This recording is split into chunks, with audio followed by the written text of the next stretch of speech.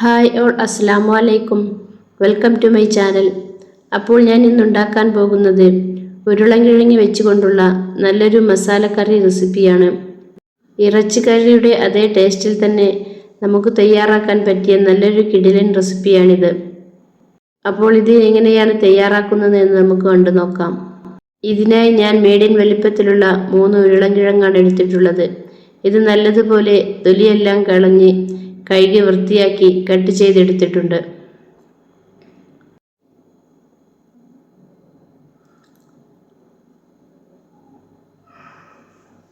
ഇപ്പോൾ ഇതിൻ്റെ തൊലിയെല്ലാം നല്ലതുപോലെ കളഞ്ഞ് കട്ട് ചെയ്ത് നല്ലതുപോലെ എടുത്തിട്ടുണ്ട്.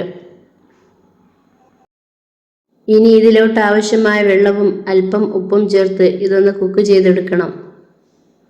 ഇനി അതിലോട്ടുള്ള മസാല തയ്യാറാക്കുവാനായി മീഡിയം വലുപ്പത്തിലുള്ള ഒരു സവാള കട്ട് ചെയ്തെടുത്തത്,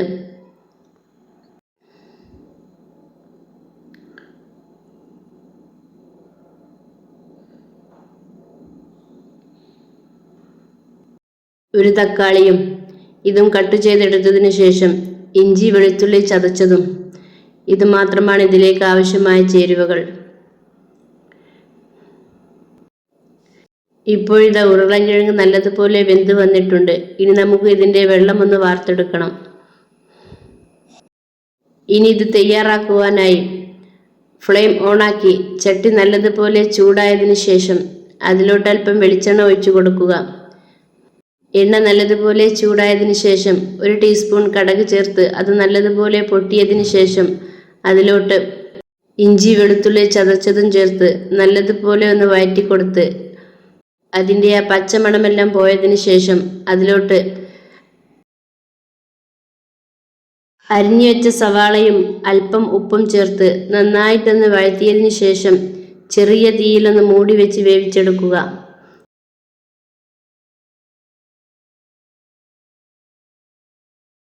ഇപ്പോൾ ഇതാ ഉള്ളി നല്ലതുപോലെ വഴണ്ട് വന്നിട്ടുണ്ട്.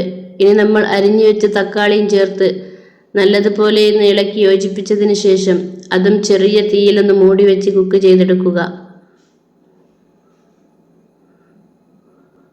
ഇപ്പോൾ ഇത് ഉരുളൻകിഴങ്ങെല്ലാം നല്ലതുപോലെ വെന്ത് വെള്ളം വാർത്തെടുത്തിട്ടുണ്ട്. ഇപ്പോൾ ഇതെല്ലാം നല്ലതുപോലെ വഴണ്ട് വന്നിട്ടുണ്ട്. ഇനി ഇതിലോട്ടുള്ള മസാലകൾ ഒന്ന് ചേർത്ത് കൊടുക്കാം.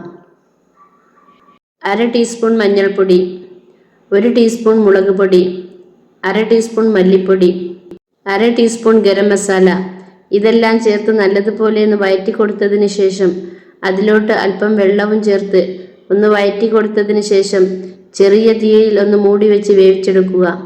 മസാലയെല്ലാം നല്ലതുപോലെ സെറ്റായി വന്നതിന് ശേഷം അതിലോട്ട് നമ്മൾ വേവിച്ച് വെച്ച ഉരുളൻകിഴങ്ങും ചേർത്ത് നല്ലതുപോലെ ഒന്ന് വഴറ്റി കൊടുത്ത് വീണ്ടും ചെറിയ തീയിൽ ഒന്ന് കുക്ക് ചെയ്തെടുക്കുക. ഇപ്പോൾ മസാലയും ഉരുളൻകിഴങ്ങും എല്ലാം കൂടി ചേർന്ന് നല്ലതുപോലെ ഒന്ന് ഗ്രേവിയായി വന്നിട്ടുണ്ട്. ഇതാണ് ഇതിൻ്റെ കറക്റ്റ് പരുവം. ഇനി ഫ്ലെയിം ഓഫ് ചെയ്ത് നമുക്ക് സെർവ് ചെയ്യാവുന്നതാണ്.